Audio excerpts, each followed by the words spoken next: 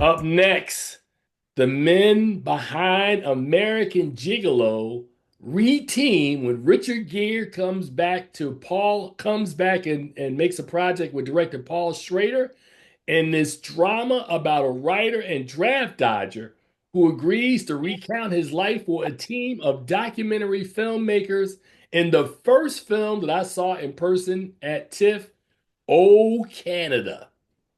All right, Charles. Oh, Canada. Let's talk about this one. This film, Paul Schrader, who a lot of people will remember, and you heard me say American Gigolo. They say you can't go home again, man. Here we are now, 43, almost 44 years later, after American Gigolo, the two re-team for this story of an aging college professor who has a couple of his students invite him to sit down to recount aspects of his life in this documentary that it's very interesting. So let me just get into it because I got a lot of thoughts about this one, right? So Uma Thurman, who's a former student of his and he's now married to, accompanies Richard Gere to this interview, and I'm trying to remember the name of the actor because it's somewhere.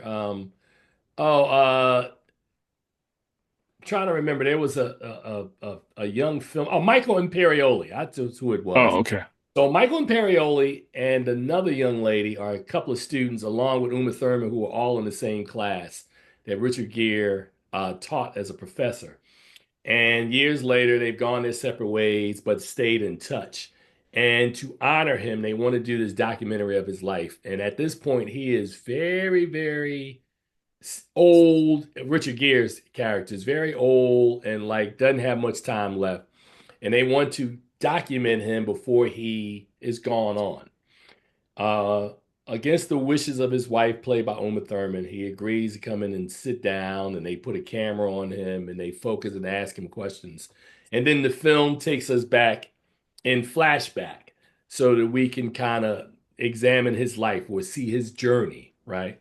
Hmm. And we come to find out that when he was a young man, he had a wife and a child, and he ran out on them.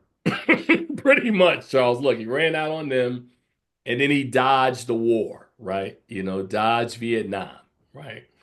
And then he goes on, and then he's in another relationship. So there's this theme throughout the story with Richard Gere's character that no matter how good his life may be set up, every time there's a key decision that needs to be made, Charles, he just runs, right?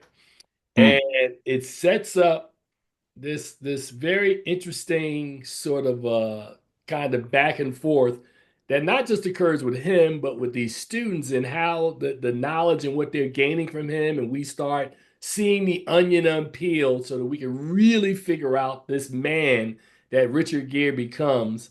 And I think for me in watching it, it becomes very apparent in like the second act that, like, dude, like, I don't really understand why you're making these calls, why you're making these decisions.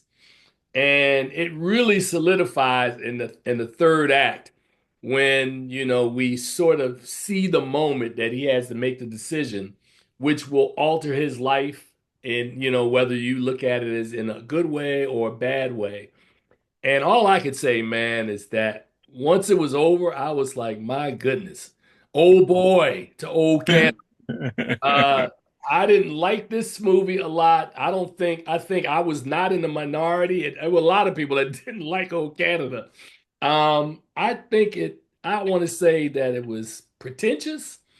I want to say that I understand why Richard Gere probably agreed to make the film and thought that him and Schrader could kind of recreate the magic. I didn't necessarily love the storytelling. I thought the device that they used because we're seeing flashback scenes and Jacob Elordi plays the younger Yes. of him.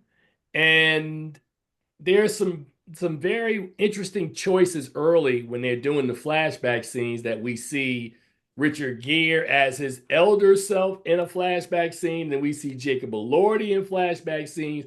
So it seemed like Schrader was going for something really, really artsy, And the devices don't couldn't cover up, Charles, the lack of there was nothing there in the story. Mm. So old Canada, man.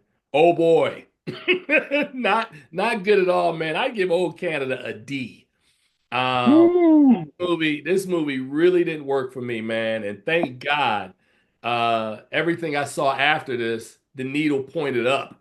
Because if this was, if we would have stayed here on the old Canada level, not good at all. And to no surprise, I don't think this movie has distribution either. Did you see any distribution, Charles? You are wrong, sir. You are incorrect. It is being distributed by Kino Lorber and has a release date for December 6th. Okay. I, Uh, I I think the interesting thing to me is Uma Thurman playing Richard Gere's wife, and Uma Thurman is like 20 plus years younger than Gere. So I don't know. I don't know if that plays in the film or not, but it just seems interesting to me because Uma Thurman is younger than I am, well, and I know. I told you that the issue with Uma Thurman was that you had a situation where she was a student. So she was actually in his class. So Oh. yeah, man. So you dealing with we talked about that earlier at the top of how awkward some of this stuff was, man. So yeah, but old Canada, man, not a good experience at all, man. So